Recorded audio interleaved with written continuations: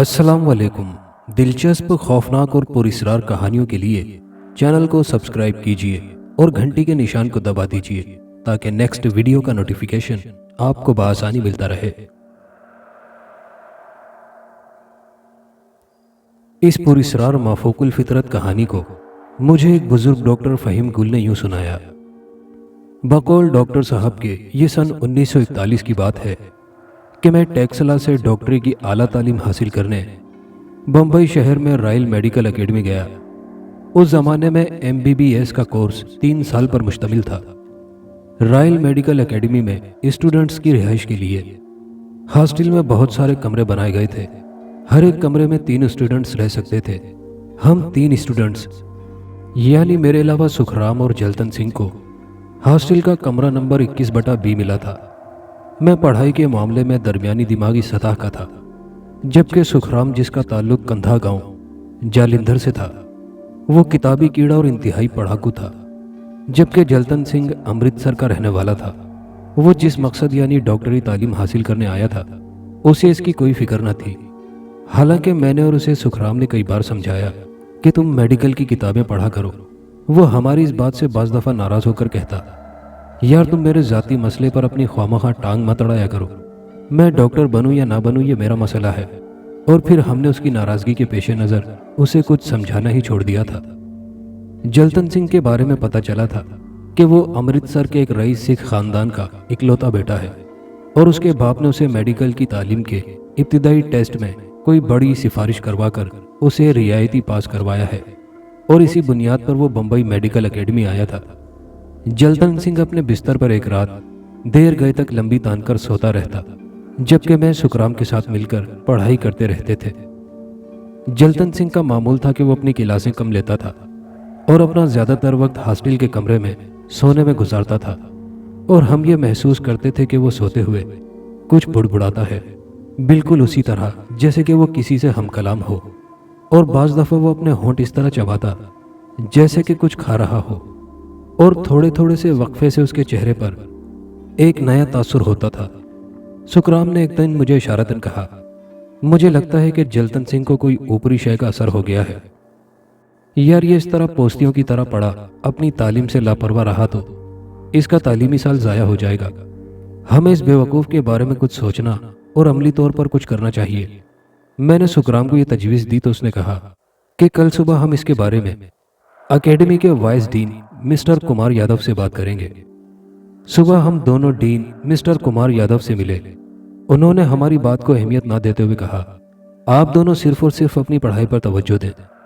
ये जलतन सिंह का ज़ाती मामला है, वो डॉक्टर बने या ना बने। वो अगर डॉक्टर ना भी बना तो उसका बाप इस पोजीशन में है कि वो उसे इतना रुपया दे देगा कि वो अपनी बीवी बच्चों के साथ बआसानी आला तर्ज पर ज़िंदगी गुजार सकता है। असल मसला तो तुम गरीब ख़ानदानों से ताल्लुक़ रखने वाले बच्चों का है, जिनका सारो दारो मदार MBBS की डिग्री पर है। हम दोनों इस जवाब से मायूस होकर वापस आ गए। दोपहर को मुझे सुखराम ने यह अजीब बात बतलाई कि जलतन सिंह के मुंह से इस तरह बदबू आ रही है जैसे कि किसी गटर के अंदर से फुजलात के सड़ने से आती है। मेरा तो ख्याल है कि उसने कोई इंतहाई गंदी चीज़ खाई है या उसने बतौर नशा कोई इंतहाई गलीज़ बदबूदार मशरूब इस्तेमाल कर लिया है।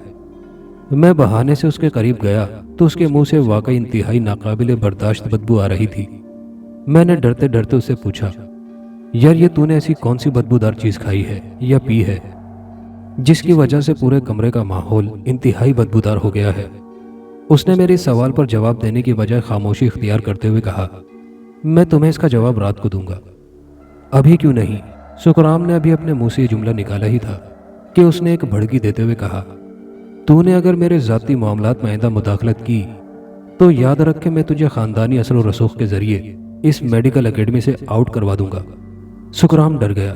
उसने खामोशी इख्तियार कर ली।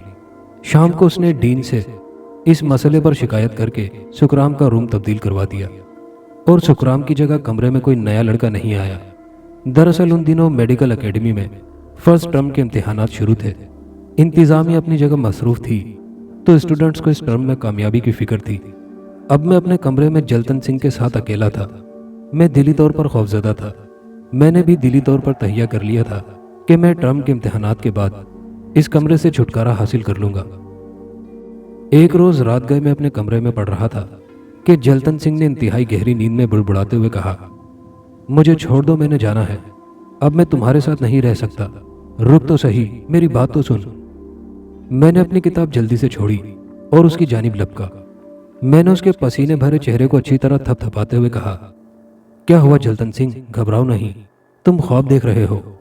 आंखें खोलो, मैं तुम्हारे करीब हूं, फहीम गुल। उसने झट से आंखें खोली और एकदम मुझसे लिपट गया और बच्चों की तरह फूट फूट कर रोने लगा। उसके मुंह से किसी ताज़ा सेब की खुशबू आ रही थी। मैंने उसे किसी मासूम बच्चे की तरह चुमकार कर उसके सर पर हाथ फेरते हुए कहा, यार इजी हो जाओ, लगता है तुमने कोई भयानक ख्वाब देखा है जिसकी वजह से तुम डर गए हो। उसने मुझसे पानी मांगा, मैंने उसे पानी दिया।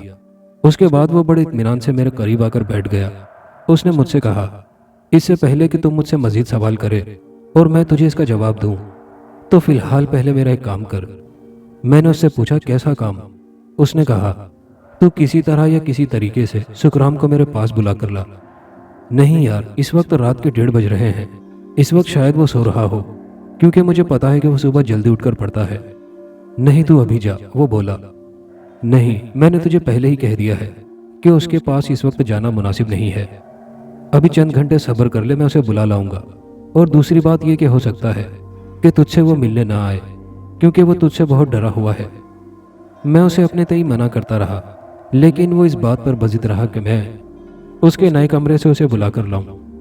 बहरहाल उसके पुरजोर इसरार पर मैं बड़ी हिम्मत करके सुखराम के नए कमरे में गया।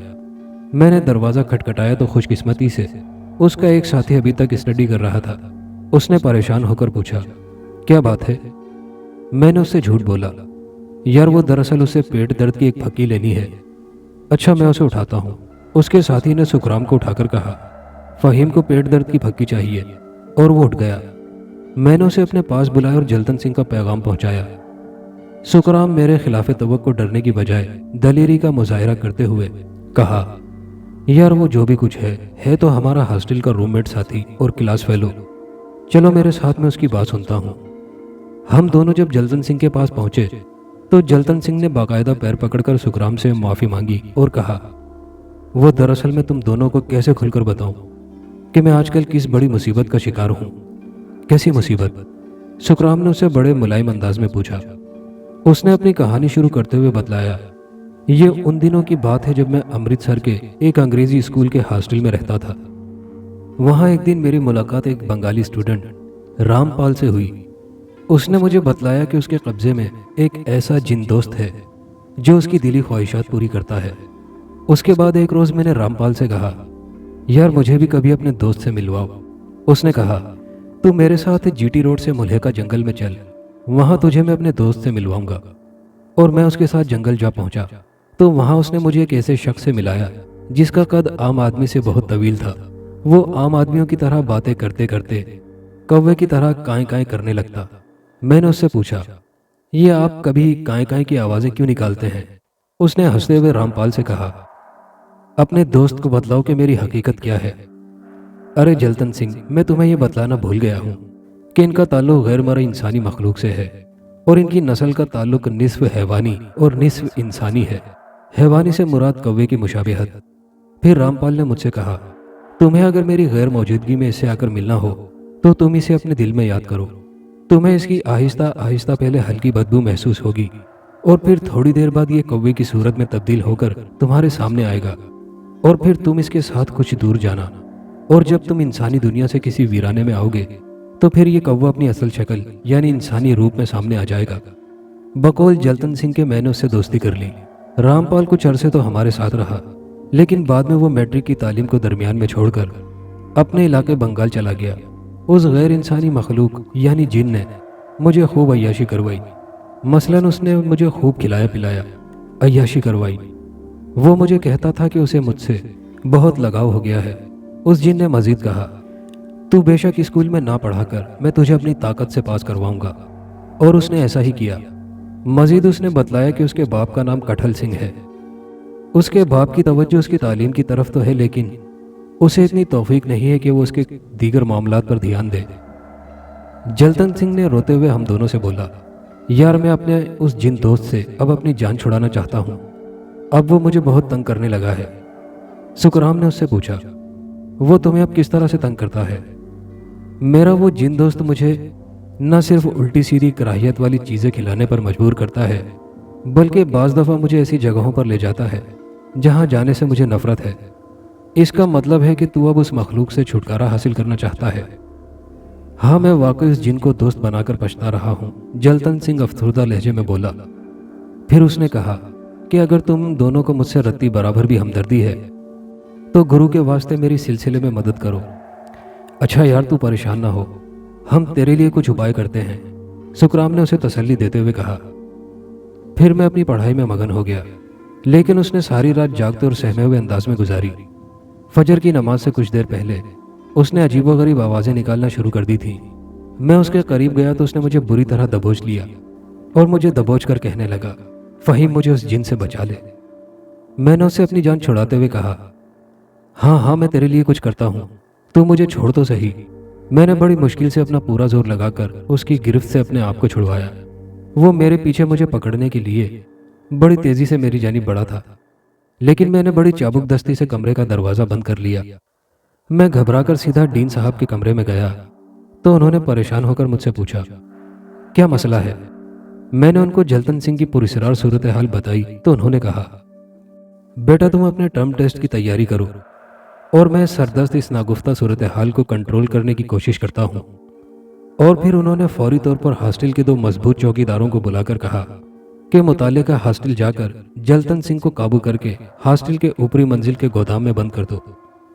प्रिंसिपल के हुक्म के मुताबिक हॉस्टल के दोनों चौकीदारों ने जलतन सिंह को बड़ी मुश्किल से काबू करने के बाद रस्सियों से जकड़कर हॉस्टल के गोदाम में बंद कर दिया।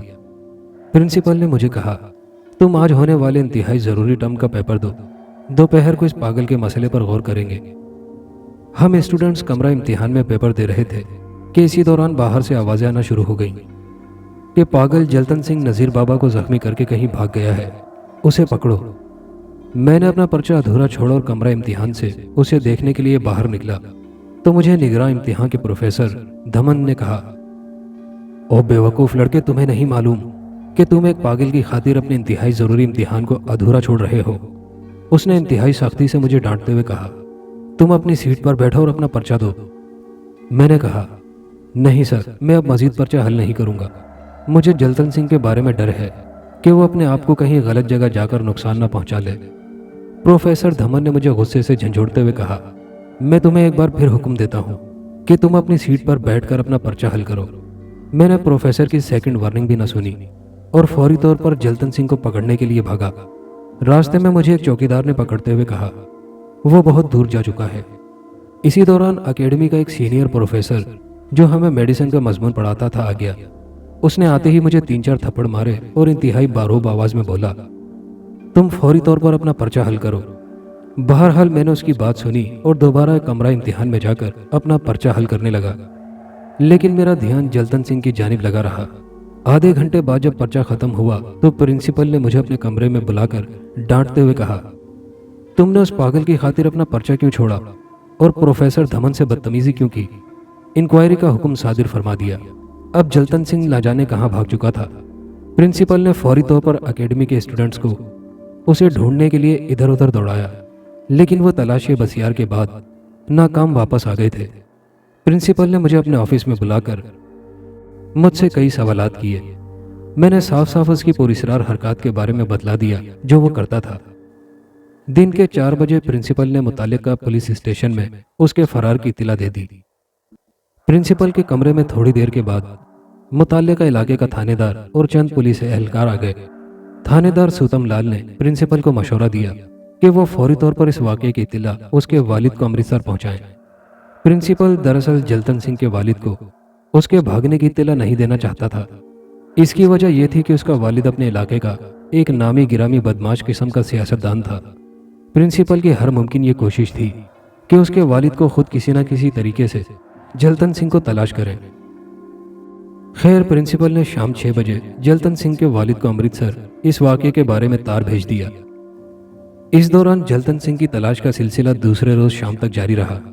जलतन सिंह के वालिद कठल सिंह ने आते ही प्रिंसिपल पर बरसते हुए कहा, मुझे कुछ नहीं मालूम, मुझे हर हाल में अपना बेटा जलतन चाहिए। मेरा बेटा तुम्हारे हॉस्टल से तुम्हारे मुकर्रर करदा चौकीदारों की कस्टडी से भागा है, लिहाजा तुम ही उसकी गुमशुदगी के जिम्मेदार हो। प्रिंसिपल ने पूरा यकीन दिलाने की कोशिश की कि वाकयात व शवाहिद की रोशनी में ये बात साबित होती है कि जल्दन सिंह किसी जादुई अमल के मनफी रद्द-ए-अमल का शिकार होकर मुतासिर हुआ है। कटहल सिंह ने इंतहाई गुस्से में अपनी जगह से उठकर प्रिंसिपल को आंखें दिखाने लगा। मुझे ये कहानी ना सुनाओ कि मेरा बेटा किसी जादुई अमल का शिकार हुआ है, बल्कि मैं तो सिर्फ ये जानना चाहता हूँ कि जल्दन सिंह तुम्हारे हॉस्टल और चौकीदारों के पहरे में से भागा है, और मुझे तो शक है कि तुम लोगों ने उस पर कोई तशद्दुद भी किया होगा। नहीं कटहल साहब, आप ऐसा गलत सोच रहे हैं, प्रिंसिपल ने कहा। ओए अपनी बातें बंद करो, मेरे बेटे को हाजिर करो, वरना याद रखो मैं तुम समेत तुम्हारी इस अकेडमी को जलाकर भस्म कर दूंगा। कटहल साहब ऐसी सख्त बातें ना करें, यह प्रिंसिपल की अपनी अकेडमी नहीं है, ये सरकारी दायरा है। थानेदार ने यह जुमला कहा तो कटहल सिंह के साथ आया। एक बदमाश अपनी जगह से उठकर उसे पकड़ने के लिए आगे बढ़ा तो कटहल सिंह ने उसे रोकते हुए कहा, कल्लू सिंह तू अभी रुक जा, देख मैं इनके साथ अभी क्या करता हूं। इधर आओ तेग सिंह, उसके साथ एक कोरा बदमाश का नाम। जी सरदार जी। ओए तू जरा कल्याम सिंह मनका के पास जा और उसे मेरा पैगाम दे के वो अपने बंदों के साथ मेडिकल एकेडमी पहुंचे। कल्याम सिंह मुनक्का दरअसल उस जमाने में एक खतरनाक डाकू ग्रुप का सरबराह था, जिससे उस जमाने की पुलिस भी डरती थी। थानेदार सोतम लाल ने जब कल्याम सिंह मुनक्का का नाम सुना तो उसके चेहरे पर परेशानी के असरात नुमाया हुए। इस बार उसने बड़ी आजिजी से अपना लहजा बदलते हुए कटहल सिंह को मुखातिब किया। सरदार जी, आप मुनक्का जी की हद तक ना जाएं, हम कोशिश करते हैं ना, भगवान ने चाहा तो हालात में बेहतरी आ जाएगी। अच्छा अब ये बदला, अब करना क्या है? कटहल सिंह ने अपने गुस्से को शांत करते हुए कहा। प्रिंसिपल ने कटहल सिंह का जहन तब्दील करने की खातिर जल्दन सिंह के फरार होने का सारा मुद्दा मेरे और सुकराम पर डालते हुए कहा। दरअसल जल्दन सिंह इन दोनों का रूममेट था, अब उसकी तवज्जो हमारी तरफ हो गई। इधर आओ बेटे, कटहल सिंह ने मुझे नर्म लहजे में मुतवज्जो करते हुए कहा। मैं डरते डरते जब उसके पास गया और मैंने जब उसकी गुस्से से भरी करख्त शक्ल देखी तो मुझे उसे देखकर मजीद खौफ आया। हाँ बताओ बेटा, जल्दन सिंह ने तुम्हें क्या कहा, क्या बताया था, वो क्या क्या हरकत करता था? मैंने आहिस्तगी से सहमे हुए अंदाज में बताया, जितना कि मैंने उससे सुना और देखा था। कटहल सिंह ने प्रिंसिपल से पूछा, तुमने भागते हुए जल्दन सिंह को रोकने की कोशिश क्यों नहीं की? प्रिंसिपल ने जवाब दिया, सरदार साहब उस वक्त अकेडमी में स्टूडेंट्स के फर्स्ट टर्म के इम्तिहान हो रहे थे, उसे रोकना मेरे बस में न था। प्रिंसिपल की बात काटते हुए एक चौकीदार दरमियान में बोला, कटहल साहब, जल्दन सिंह को पकड़ने के लिए फहीम गुल ने हिम्मत की थी, लेकिन उसे पकड़ने के लिए प्रोफेसर धमन ने रोका था। किधर है प्रोफेसर धमन? मैं जरा उसके दांत खट्टे करूं। कटहल सिंह ने इंतहाई गुस्से में अपनी मुट्ठियों को भींचते हुए कहा। जी, वो स्टूडेंट्स के हलशुदा पर्चे एजुकेशन हेड ऑफिस लेकर गए हैं। वहां मौजूद एक बदमाश ने इंतहाई बदतमीजी से कहा, ओए मुझे जरा ये बतला कि किसी इंसानी जान को बचाना ज्यादा जरूरी था या स्टूडेंट्स के पर्चे? जी दोनों, प्रिंसिपल ने कहा। अच्छा, मैं मसले को बाद में अपने तरीके से हल करूंगा, फिलहाल मुझे अपने पुत्र जल्दन सिंह की फिक्र है। कटहल सिंह के साथ आए हुए एक बदमाश ने वहां मौजूद लोगों की तवज्जो मेरे बयान की रोशनी में उस नुक्ते की तरफ दिलवाई कि जल्दन सिंह ने मुझे बताया था कि उसका कौवे की आवाज़ निकालने वाला जिन दोस्त उसे अक्सर जंगलात की जानिब ले जाता था। लिहाजा उसने मशवरा दिया कि यहाँ से हटकर आगे जाकर जहाँ से जंगलात शुरू होते हैं उसे वहाँ तलाश करना चाहिए। उस बदमाश के मशवरे के पेश नज़र प्रिंसिपल के कमरे में मौजूद स्टूडेंट्स, पुलिस और बाद में आए हुए कल्याम सिंह के साथियों की 10 टीमें बनाई गई। हर टीम में 10 अफराद शामिल थे। कटहल सिंह ने अपने साथ मुझे रखा। अब यहाँ मसला ये था कि उस जमाने में बम्बई की हदूद 70-70 मील के दरमियान थी और वहाँ कुछ शहरी इलाका और कुछ जंगलात का इलाका शुरू हो जाता था। मजमूई तौर पर उन जंगलात का रकबा 25 मील पर मुहित था। उन जंगलात में जल्दन सिंह को तलाश करना बड़ा कठिन काम था। खैर, बाहिमी मशवरे से ये तय हुआ कि उसे 7 टीमें जंगलात में और 3 शहरी इलाके में तलाश करेंगी। थानेदार 2 सिपाही मुझे और सुखराम को कटहल सिंह ने अपने साथ रखा हुआ था। वो दरअसल सुखराम और मुझसे बार बार जल्दन सिंह के बारे में मालूमात हासिल कर रहे थे। पहले रोज रात के वक्त तमाम टीमें नाकाम वापस आ गई क्योंकि जल्दन सिंह ना मिला था। अब यह फैसला हुआ कि अगले रोज मजीद टीमें तश्कील देकर बम्बई शहर की हदूद के बाहर जल्दन को तलाश किया जाएगा। इसी दौरान कटहल सिंह ने आर्मी डाक सेंटर के स्पेशल सूंघने वाले कुत्ते मंगवा लिए थे। उन कुत्तों को जलतन सिंह की चप्पलें कपड़ों को सूंघवाया गया। उन कुत्तों के साथ मिलिट्री का एक सूबेदार भी आया था। दूसरे रोज एक टीम जिसका नंबर 9 था, वो बंबई शहर की मखसूस हदूद से कुछ मील दूर डोडा के जंगलात में गई। कुत्तों के निगरान सूबेदार ने सूंघने वाले स्पेशल कुत्तों की रस्सियों को खोल दिया तो वो बड़ी तेजी से जंगलात के अंदर घुस गए। दरअसल डोडा के जंगलात उस जमाने में कुछ मील के अहाते पर खुदरो झाड़ियों और कीकर के तवील दरख्तों पर फैला हुआ था और उसके अंदर खूनखार जंगली जानवर, जहरीले सांप वगैरह मौजूद थे। सूंघने वाले कुत्तों को डोडा के जंगल के अंदर घुसे हुए 2 घंटे हो गए थे, लेकिन वो अभी तक वापस नहीं आए थे। सूबेदार ने सारी टीम को तंबीह की थी कि वो इस जंगल में पैदल आगे ना बढ़ें। उसने बड़े वसूख से कहा था कि मेरे कुत्ते बेशक रात को जंगल से लौटेंगे, लेकिन मुझे पूरी उम्मीद है कि वो कुछ ना कुछ मुस्बत पेशरफ्त के साथ बाहर आएंगे। उधर कटहल सिंह ने गुस्से के आलम में उसका गिरेबान पकड़ते हुए कहा, दफा कर अपने कुत्तों को, हमें जंगल के अंदर आगे बढ़ने दे। सूबेदार ने झटका देकर कटहल सिंह के हाथों से अपना गिरेबान छुड़ाते हुए कहा, सरदार जी होश करें, आगे जंगल नहीं बल्कि मौत की वादी है। मैं ऐसा नहीं कर सकता और ना ही इस टीम के किसी रुकन को ये मशवरा दूंगा कि वो जंगल के अंदर मजीद पेशकदमी करे। तू सिर्फ बकवास कर रहा है मेरे साथ। चलो ये मंजू, लखू, अपने बंदों को लेकर जंगल के अंदर चल। कटहल सिंह ने कहा, आप अपने और अपने बंदों को मौत के मुंह में ले जा रहे हैं सरदार जी। भगवान के वास्ते आप कुछ वक्त यहाँ इंतजार कर लें, मेरे कुत्ते कुछ ना कुछ मुस्बत पेशरफ्त के साथ आ रहे होंगे। सूबेदार बोला, मुझे तो खुद कुत्ता लग रहा है। वहां मौजूद मनका सिंह के बदमाशों ने सूबेदार की एक ना सुनी। वो अपने हाथों में डंडे, सोटे और तलवारें पकड़कर जंगल की हदूद में घुस गए। मैं अभी आपको समझा रहा हूं कटहल साहब, रुक जाएं, सूबेदार ने कहा, मगर उन लोगों ने उसकी एक बात ना सुनी। यहाँ ये बताना भी जरूरी है कि कटहल सिंह ने मुझे और सुकराम और थानेदार सोतम लाल को अपने साथ रखा था। अंदर जंगल में हालिया बरसात की वजह से शदीद कीचड़ और दलदल फैला हुआ था। हम लोग बड़ी एहतियात के साथ आगे बढ़ रहे थे। सरदार जी किधर से आगे बढ़ें? यहाँ तो हर तरफ दलदल ही दलदल फैली हुई है। मुझे नहीं पता कहाँ से तुमने आगे बढ़ना है, बस ऐसे तैसे आगे बढ़ते रहो, कटहल सिंह ने कहा। सरदार जी जैसा आपका हुक्म। हम लोग बड़ी एहतियात से आगे चल रहे थे कि अचानक हमारे पीछे से एक जोरदार चीख की आवाज सुनाई दी। पीछे मुड़कर मत देखो, देखोगे तो मरोगे। ओहो, सोतमलाल साहब दलदल में फंस रहे हैं। कटहल साहब, भगवान के लिए मुझे बचा लो, मेरा जिस्म नीचे को धंसना जा रहा है। मैं खुशकिस्मती से उस वक्त खुश्क जगह पर मौजूद था। मैं भागकर उसके करीब गया और दलदली जमीन में धंसते हुए थानेदार सोतमलाल से कहा, आप मुझे अपनी पैंट की पेटी खोलकर उसका एक सिरा मेरी जानिब फेंकें। सोतमलाल ने सेकंडों में अपनी पैंट की पेटी खोलकर उसका एक सिरा मेरी जानिब फेंका। उसका वजन मुझसे कहीं ज्यादा भारी था। मैंने अपने तई खूब जोर लगाया, लेकिन मैं उसे अपनी तरफ खींच नहीं पा रहा था। मैंने उसको दलदल से बाहर निकालने के लिए मदद के लिए पुकारा, फहीम गुल, तू इसे छोड़ और हमारे साथ आ, इसे कुछ ना होगा। कटहल सिंह बड़े गुस्सीले अंदाज में चिल्लाया। मैंने 4-5 दफा उसे दलदल के चुंगल से बाहर निकालने के लिए दूसरों को पुकारा तो मनका ग्रुप के एक गुंडे को थोड़ा सा तरस आया। उसने एक बड़ी सोटी तोड़कर उसकी जानिब उछालकर कहा, एक हाथ से तू इस सोटी को पकड़ और मैं इसे खींचता हूँ। हम दोनों ने सड़तोड़ कोशिश की और थानेदार सोतमलाल को दलदल से बाहर निकाला। वो वापस जाने लगा तो कटहल सिंह ने उसको धाड़ते हुए कहा, कहाँ दफा हो रहा है? सरदार साहब, मुझे अपनी जिंदगी अजीज है। सूबेदार सही कहता था कि आगे जंगल नहीं बल्कि मौत की वादी है। तूने अगर मुसीबत के वक्त इस अंधे जंगल में अकेला छोड़ा तो यकीन कर मैं तुझे गोली मरवा दूंगा। मरवा दे, मुझे इसकी कोई परवाह नहीं है। थानेदार ने इंतहाई गुस्से के आलम में जुमला कहा तो कटहल सिंह ने अपने नेफे में उड़सा हुआ पिस्तौल निकाला और एक फायर उसकी जानिब दाग दिया तो बेचारा थानेदार टांग पर गोली लगने के बाद जमीन पर गिर गया। चलो आगे बढ़ो, इसे उठाने की जरूरत नहीं, यहीं मरने दो इसे। कटहल सिंह के इस इकदाम से टीम के सारे अराकीन सहम गए।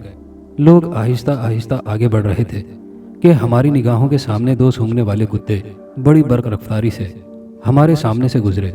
उन कुत्तों के मुंह में एक के मुंह में बड़ा सा कौवा दबा हुआ था, जबकि दूसरे कुत्ते के मुंह में एक नीले रंग का कपड़ा था। वो तेजी से जंगल की हदूद से बाहर चले गए। कटहल सिंह ने कुत्तों की इस हालत में वापसी देखी तो उसने अपना वतीरा बदलते हुए सारी टीम को कहा, वापस चलो। सरदार जी, हम बहुत आगे आ गए हैं। तुम में से आधे बंदे जंगल में आगे बढ़ें और आधे मेरे साथ वापस सूबेदार के पास चलें, कटहल सिंह ने कहा। दिली तौर पर सारी टीम वापस जंगल से जाना चाहती थी, मगर कटहल सिंह ने चंद अफराद को चुनकर आगे बढ़ने का कहा था। शुक्र है कि उसने मुझे वापसी का इशारा किया था। जब हम दोबारा वापस सूबेदार के पास गए तो उसने तंजिया तौर पर कुछ चुपते जुमले कटहल सिंह को भी सुनाए। अच्छा ये बता, तेरे कुत्ते क्या कहते हैं? कटहल सिंह ने पूछा। सरदार जी आप खुद देख लें, एक कुत्ते ने अपने मुंह में मुर्दार को पकड़ा हुआ है और दूसरे कुत्ते ने नीले रंग का कपड़ा पकड़ा हुआ है जो देखने में किसी शलवार का है। शलवार में खून भी लगा हुआ है। मैंने उस नीले फटे कपड़े के टुकड़े को पहचानते हुए कहा, अरे इस रंग की शलवार तो जलतल सिंह ने सुबह पहनी हुई थी। सूबेदार ने अपना मशवरा देते हुए कहा, इसका मतलब है सरदार जी, जलतल सिंह इसी जंगल की हदूद में कहीं है, लेकिन किस पोजीशन में इसका कुछ नहीं कहा जा सकता। अच्छा अब हमें क्या करना चाहिए? कटहल सिंह ने पूछा। सरदार जी मेरे अभी 2 कुत्ते जंगल के अंदर ही हैं। मुझे थोड़ी देर उनका इंतजार करना है और मुझे उम्मीद है कि वो दोनों कुत्ते इन दोनों कुत्तों के पीछे आ रहे होंगे, सूबेदार बोला। अभी और हमें इंतजार करना पड़ेगा, कटहल सिंह ने पुरजोर अंदाज में जैसे चिल्लाते हुए कहा था। सूबेदार उसके और करीब आया और बोला, सरदार जी मुझे आपकी परेशानी का एहसास है, लेकिन हमें आपके बेटे को बड़ी प्लानिंग से तलाश करना होगा। जहां आपने इतना सब्र किया है तो मुझे थोड़ा वक्त और दे दें। और फिर तकरीबन 10 मिनट बाद एक कुत्ता शदीद जख्मी हालत में लड़खड़ाता हुआ जंगल से नमूदार हुआ। उसके जिस्म पर कौवों के नोचने के सैकड़ों निशान नुमाया थे। कुत्ते का मुंह होंठों की जानिब से किसी दरिंदे नुमा जानवर ने नोचा हुआ था। सरदार जी अब मैं सही नतीजे पर पहुंचा हूं। अब मैं समझ गया हूं कि आपका बेटा किस लोकेशन पर होगा, लेकिन मैं आपको अभी ये बात साफ तौर पर बतला दूं कि आपका बेटा इस जंगल में जिस लोकेशन में होगा वो लामुहाला शदीद गर्म में दरिंदों के नरगे में है। अच्छा अपनी बकवास बंद कर और ये बतला कि अब हमें क्या करना चाहिए? कटहल सिंह ने इंतहाई परेशानी में अपना सर पीटते हुए कहा। सूबेदार ने कहा, सरदार जी कम से कम 10 अफराद पर मुश्तमिल टीम के सामने जंगल के रास्ते से और 10 अफराद पर मुश्तमिल टीम साइड से जंगल के अंदर भेजनी चाहिए, और इसी तरह एक बैग पार्टी नोराल के इलाके से जंगल के अंदर जाए। अबे ये तू क्या कह रहा है? सरदार जी भगवान के वास्ते मुझे इस मामले को अपने तौर पर डील करने दें। अगर आपने इस गुत्थी को सुलझाना है तो मैं वापस चला जाता हूँ, एक बदमाश ने दरमियान में मुदाखलत करते हुए कहा। नहीं नहीं सूबेदार साहब, ये मामला आप अपने तौर पर निपटाएं। आप जल्दी से 3 टीमें तश्कील दें और फटाफट जंगल की जानिब पेशकदमी करें। इस बार भी कटहल सिंह ने मुझे अपनी टीम में रखा था। उसने नबल के रास्ते जंगल के अंदर जाना था। नबल की साइड से जंगल का रास्ता कुछ कम दलदली और बेहतर था, लेकिन वहां फिर भी जगह जगह खड्डों वगैरह में पानी खड़ा था। हमारी टीम के बंदे अपने हाथों में पकड़े डंडों कुल्हाड़ियों की मदद से रास्ते में आए सरकंडे झाड़ियों और छोटे दरख्तों को काटकर रास्ता बनाते आगे बढ़ने लगे। तकरीबन 2 घंटे तक हमारी टीम बड़ी एहतियात से धीमी चाल चलते हुए जंगल में आगे बढ़ती रही। अभी तक हमें कामयाबी न मिली थी। एक जगह आकर हम लोगों ने ये बात महसूस की कि आसमान पर लातादाद कौवे झुंड की सूरत में जंगल की सीध में आगे बढ़ रहे थे। सूबेदार ने पूरी टीम से कहा कि वो इन कौवों की तरफ चलें। मजीद तकरीबन 1 घंटे की मुसाफत के बाद एक मकाम पर हमारी टीम ये मंजर देखकर ठिठर गई। मंजर ये था कि जलतन सिंह एक खाली जगह पर उकड़ू बैठा हुआ था और उसके इर्द गिर्द सैकड़ों कौवे मंडला रहे थे, और उससे जरा दूर सूंघने वाला एक कुत्ता कौवों को भगाने के लिए मुसलसल जोरदार आवाज में भौंक रहा था। कटहल सिंह ने जोरदार आवाज के साथ चिल्लाते हुए कहा, इन कौवों पर फायर करो। ऐसा ना करना, सूबेदार ने अपने हलक की आखिरी हद तक जोर से चिल्लाते हुए कहा। ऐसा ना करना और मेरी बात सुन लो, हमें इन कौवों के करीब होकर फायर करना चाहिए, हरगिज सीधा फायर ना करना। अगर हमने ऐसा किया तो हो सकता है कि ये कौवे उस बच्चे को नाकाबिले तलाफी नुकसान पहुंचा दें। सूबेदार की हिदायत पर अमल किया गया। कौवों ने शायद हमें देख लिया था। उन्होंने इश्तियाल में आकर हमारे सरों पर ठोंगे मारना शुरू कर दी। हाँ, अब इन पर छर्रे वाले कारतूसों से खुला फायर करो और इसके साथ बर्क रफ्तारी से जलतन सिंह की जानिब बढ़ो, सूबेदार बोला। इस अमल से यह फायदा हुआ कि जो कौवे हम पर हमला कर रहे थे उनकी बड़ी तादाद भाग खड़ी हुई थी, लेकिन चंद ढीठ कौवे अभी तक जुनूनी अंदाज में हम पर हमला कर रहे थे, लेकिन उनकी तादाद महदूद थी। हम लोग आहिस्ता आहिस्ता फौजी अंदाज में पेशकदमी करते हुए जब जलतन सिंह के करीब पहुंचे तो वो निढाल करीब मर्ग पड़ा हुआ था। उसे फौरी तौर पर पानी पिलाया गया। जो कुत्ता कौवों से उलझकर उन्हें जलतन सिंह के करीब आने से दूर भगाने की कोशिश कर रहा था, वो सूबेदार के करीब हाँफते हुए आकर उसकी टांगों से लिपट गया। हवाई फायर करो, जल्दी हवाई फायर करो। सूबेदार मुसलसल चिल्लाता रहा। अब आसमान कौवों से साफ हो गया था। चलो, जलतन सिंह को कंधे पर उठाकर जल्द अज जल्द जंगल की हदूद से बाहर निकलो, सूबेदार चिल्लाकर बोला। नीम मर्ग जलतन सिंह को एक बदमाश ने अपने कंधे पर उठा लिया तो जलतन सिंह ने नीम मुर्दा आवाज में कहा, वो सामने दरख्त पर बैठे कौवे को मार दो, वो कौवा जिन है, वो मुझे जिंदा नहीं छोड़ेगा। ओ रुको, ओए रुको, कटहल सिंह ने सारी टीम को रोकते हुए कहा। जलतन सिंह की बात को गौर से सुनो। जलतन सिंह के लबों के करीब जब कान किए गए तो उसने बड़ी आहिस्तगी से कहा, वो सामने जो सफ़ेद दरख्त पर काला कौवा बैठा हुआ है, उसे किसी तरह मार दो, वही मेरी मुसीबत का असल कारण है। हम सब ने उसकी तरफ गौर से देखा तो वाकई सफ़ेदे के दरख्त पर एक तवील कद का बड़ा सा हट्टा कट्टा कौवा खामोशी से बैठा था। अरे है कोई सही निशानेबाज जो इस शैतानी कौवे को निशाना बनाए, कटहल सिंह बोला। जी सरदार जी, मैं हूं, मन का ग्रुप का एक बदमाश बड़े दावे से कहते हुए आगे बढ़ा। देख, अगर तूने मेरे बेटे के इस दुश्मन को मार दिया तो मैं तुझे 2 मुरब्बा ज़रई ज़मीन दूंगा, और हाँ, अगर तू चूक गया तो याद रख मैं तुझे यहीं गोली मार दूंगा, कटहल सिंह बोला। सरदार जी, भगवान ने चाहा तो मैं अपने दावे पर खरा निकलूंगा, बदमाश बोला। और फिर उस बदमाश को T-13 कारतूस वाली नई गन थमाई गई जिस पर कीमती दूरबीन लगी हुई थी। बदमाश ने चंद लम्हे में कौवे को निशाने पर लिया। उसकी आंख बंद थी, दूसरी आंख दूरबीन पर और उंगली ट्रैगर पर थी। उस वक्त माहौल पर सख्ता तारी हो गया था। बदमाश ने अपनी महारत का मुजाहिरा करते हुए दरख्त पर बैठे कौवे को एक ही फायर से नीचे जमीन पर गिरा दिया। उसके बाद उसने अपनी तसल्ली के लिए दूसरा फायर भी मारा, जिससे कौवे का जिस्म उधड़ कर रह गया। दरअसल वो कौवा जिन अपने ख्यालों में खोया हुआ था। शायद वो अपने दीगर साथी कौवों के मुतालिक सोच रहा था कि उसके साथी उसे तन्हा छोड़कर भाग चुके थे, और वो इस बेख्याली में गोलियों का निशाना बन गया और जलतन सिंह की जान उससे छूट गई। जलतन सिंह को उसके वालिद ने बंबई शहर के सबसे महंगे प्राइवेट अस्पताल में दाखिल करवा दिया। वहां उसका इलाज 2 माह तक होता रहा। कटहल सिंह जख्मी थानेदार को जमाने में 10,000, सूबेदार को 5,000 रुपए इनाम के दिए और मुझे 2,000 नकद के अलावा मेरी मेडिकल तालीम का तमाम खर्च बर्दाश्त किया।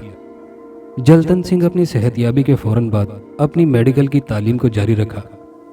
बकौल रावी मैं तो डॉक्टर बन गया और सन 1947 में मैं पाकिस्तान आ गया, जबकि जलतन सिंह के बारे में ये पता चला कि वो आंखों का बड़ा सर्जन डॉक्टर बना था। दोस्तों, ये कहानी पसंद आई हो तो दोस्तों के साथ लाइक शेयर ज़रूर कीजिएगा और नीचे कमेंट बॉक्स में अपनी कीमती राय से हमें ज़रूर आगाह कीजिएगा। शुक्रिया।